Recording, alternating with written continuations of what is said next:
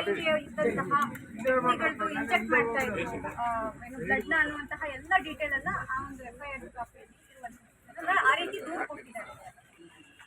ಕೊಟ್ಟಿದ್ದಾರೆ. ದೂರು ತಗೊಂಡು ಅದಕ್ಕೇನು ಕಾನೂನು ಪ್ರಕಾರ ಕ್ರಮ ಮಾಡಬೇಕು ಅದನ್ನ ಮಾಡ್ತಾರೆ. ಅದರ್ ಡೀಟೇಲ್ಸ್ ನನಗೆ ಇನ್ನೂ ಬ್ರೀಫಿಂಗ್ ಆಗಿಲ್ಲ. ಆಮೇಲೆ ಒಬ್ಬ ವ್ಯಕ್ತಿ ಅಧಿಕಾರಕ್ಕೆ ಅಥವಾ ಹಣದ ಆಸೆಗೆ ಈ ರೀತಿ ಎಲ್ಲ ಈ ವ್ಯವಸ್ಥೆಯಲ್ಲಿ ಈ ರೀತಿಯಾಗಿ ಮಾಡಬಹುದಾ ಅನ್ನುವಂತಹ ಹೌದು ಅಂತ ಯಾರು ಹೇಳೋದಿಲ್ಲ. ಆಗಬಹುದು ಅಂತ ಯಾರು ಸರ್ಟಿಫಿಕೇಟ್ ಕೊಡೋಕ್ಕಾಗಲ್ಲ. ಅವ್ರು ಮಾಡಿದ್ದಾರೆ, ಮಾಡಿದ್ದು ಅದು ಕಾನೂನು ಬಾಹಿರ ಅಥವಾ ಕಾನೂನಿನ ಚೌಕಟ್ಟಿನಲ್ಲಿದೆ. ಅದನ್ನು ಅವರು ವೆರಿಫೈ ಮಾಡ್ತಾರೆ. ಕಾನೂನು ಬಾಹಿರವಾಗಿ ಇಂಥದ್ದೆಲ್ಲ ಪಬ್ಲಿಕ್ ಸರ್ವೆಂಟ್ಸು ಮಾಡಿದ್ದಾರೆ ಅಂತಂದಾಗ ಅದಕ್ಕೇನು ಕ್ರಮ ತಗೋಬೇಕು ತಗೊಳ್ತಾರೆ. ಅಷ್ಟು ಬಿಟ್ಟರೆ ಬೇರೆ ಏನೂ ಹೇಳೋಕ್ಕಾಗೋದಿಲ್ಲ. ನಾಗಮಂಗಲ ವಿಚಾರ ಇದೆಯಪ್ಪ ಈಗ ಪದೇ ಪದೇ ಪ್ರತಿಪಕ್ಷ ನಾಯಕರು ದ್ವೇಷ ರಾಜಕಾರಣ ನಮ್ಮ ಸರ್ಕಾರ ಮಾಡೋದಿಲ್ಲ. ಇನ್ನು ಅವ್ರು ಮಾಡ್ತಿದ್ದಾರೆ. ನಾವು ಯಾವುದನ್ನು ಆ ರೀತಿ ಮಾಡೋದಿಲ್ಲ. ಅವ್ರು ಹೇಳಿ ಕಾನೂನು ವಿರುದ್ಧವಾಗಿ ಮಾಡಿದ್ದೇವೆ ಅಂತ ಯಾವುದಾದ್ರೂ ಹೇಳಿ. ನಾನು ಆ ರೀತಿ ದ್ವೇಷ ರಾಜಕಾರಣ ಮಾಡೋ ಅವಶ್ಯಕತೆನೂ ನಮಗಿಲ್ಲ. ಜನ ನಮ್ಮನ್ನು ಆರಿಸಿದ್ದಾರೆ, ಸರ್ಕಾರದಲ್ಲಿ ಕೆಲಸ ಮಾಡಬೇಕು ಅಂತೇಳಿ ನಮ್ಗೆ ಅವಕಾಶ ಕೊಟ್ಟಿದ್ದಾರೆ, ಮಾಡ್ತಾ ಇದ್ದೇವೆ. ಅದು ಬಿಟ್ಟು ನಾವು ದ್ವೇಷ ರಾಜಕಾರಣ ಮಾಡೋ ಅಗತ್ಯ ನಮ್ಗೆ ಇಲ್ವೇ ಇಲ್ಲ.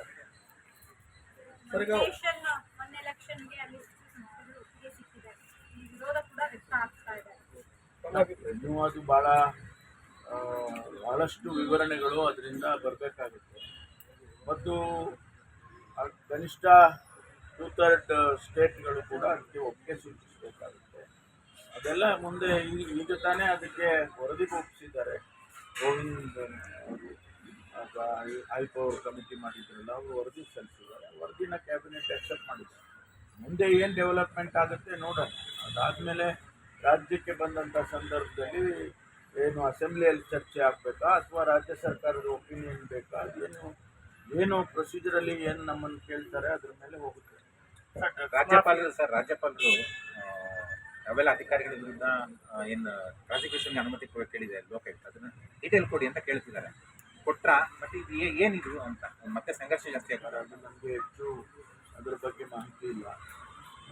ದಿನನಿತ್ಯ ಒಂದಲ್ಲ ಒಂದು ರೀತಿಯಲ್ಲಿ ಗವರ್ನರ್ ಅವರಿಗೆ ರೆಪ್ರೆಸೆಂಟೇಷನ್ ಕೊಟ್ಟಾಗ ಅಥವಾ ಕಂಪ್ಲೇಂಟ್ಸ್ಗಳು ಬಂದಾಗ ಅವರು ಸ್ವಾಭಾವಿಕವಾಗಿ ಸರ್ಕಾರವನ್ನು ಕೇಳ್ತಾರೆ. ಸರ್ಕಾರ ಉತ್ತರ ಕೊಡುತ್ತೆ. ಡೈಲಿ ಹೋಗಿದ್ದಾರೆ ಸರ್, ಬೆಳಿಗ್ಗೆ ನನಗೆ ಗೊತ್ತಿಲ್ಲ. ನಾನು ಅವರ ಟೂರ್ ಪ್ರೋಗ್ರಾಮನ್ನು ರೆಗ್ಯುಲರ್ ಆಗಿ ಒಂದೊಂದು ಸರಿ ಫಾಲೋ ಮಾಡಲ್ಲ. ನಾಯಕರು ಏನಾದ್ರು ಇಲ್ಲಪ್ಪ, ನನಗೆ ಗೊತ್ತಿಲ್ಲದಿರೋದೆಲ್ಲ ಹೇಳು ಅಂದ್ರೆ ಹೆಂಗ್ರಿ ಹೇಳೋದು. ಹೋರಾಟಗಳು ರೂಪಿಸೋಕೆ ವಿಚಾರವಾಗಿ ಏನಾದ್ರು ಇರ್ಬೋದು, ಗೊತ್ತಿಲ್ಲ. ಅವರಿಗೆ PCC ಅಧ್ಯಕ್ಷರಿದ್ದಾರೆ, ಹೈಕಮಾಂಡ್ ಅವರು ಕರೆಸ್ತಾ ಇರ್ತಾರೆ. ಹಾಗಾಗಿ ಏನು ಪ್ರೋಗ್ರಾಮ್ಸ್ಗಳು ಕೊಡಬೇಕು, ನ್ಯಾಷನಲ್ ಲೆವೆಲ್ನಲ್ಲಿ ಏನಾಗುತ್ತೆ ಅದೇ ಪ್ರೋಗ್ರಾಮ್ ಸ್ಟೇಟಲ್ಲಿ ಮಾಡಬೇಕು ಅಂತೇಳಿ ಕರೀತಾ ಇರ್ತಾರೆ. ನಾನು ಅಧ್ಯಕ್ಷ ಇದ್ದಾಗ ನನಗೂ ಕರೆಯೋರು, ಕರೆದು ಸೂಚನೆ ಕೊಡೋರು, ಈ ರೀತಿ ಪ್ರೋಗ್ರಾಮ್ ಮಾಡಿ ಅಂತ ಹೇಳೋರು. ಅದೆಲ್ಲ ಇರುತ್ತೆ. ಸಂಘಟನೆ ದೃಷ್ಟಿಯಿಂದ ಅದೆಲ್ಲ ನಡೀತಾ ಇರುತ್ತೆ.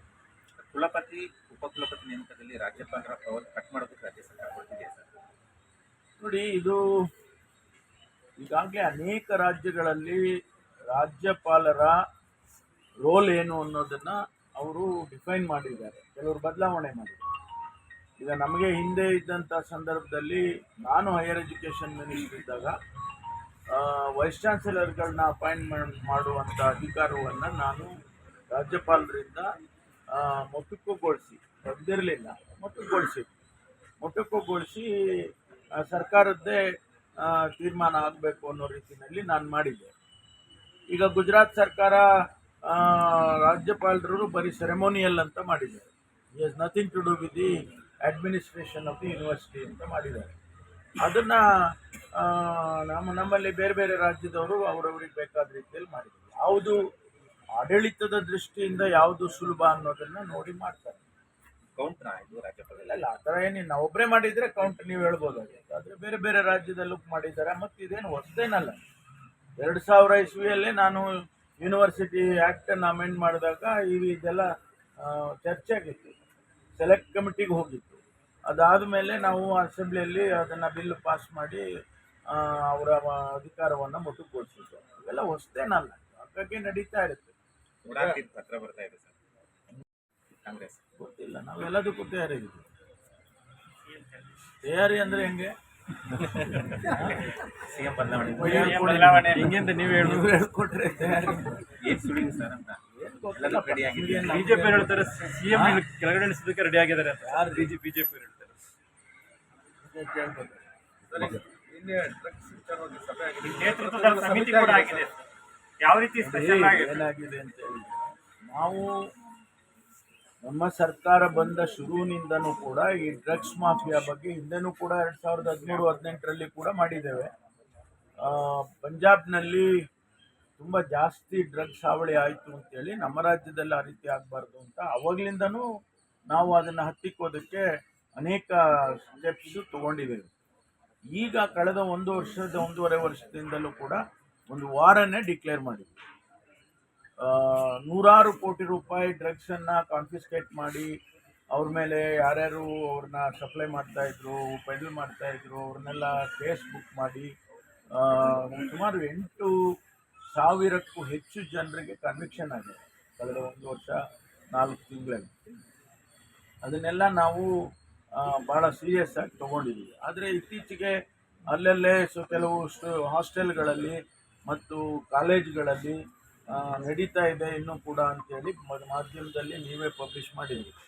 ಅದನ್ನು ನಾವು ಇನ್ನೂ ಹೆಚ್ಚು ಸೀರಿಯಸ್ ಆಗಿ ತೊಗೋಬೇಕು ಅಂತೇಳಿ ಮುಖ್ಯಮಂತ್ರಿಗಳು ಒಂದು ಸಭೆ ಕರೆದು ಒಂದು ಟಾಸ್ಕ್ ಫೋರ್ಸನ್ನು ಮಾಡಿದ್ದಾರೆ.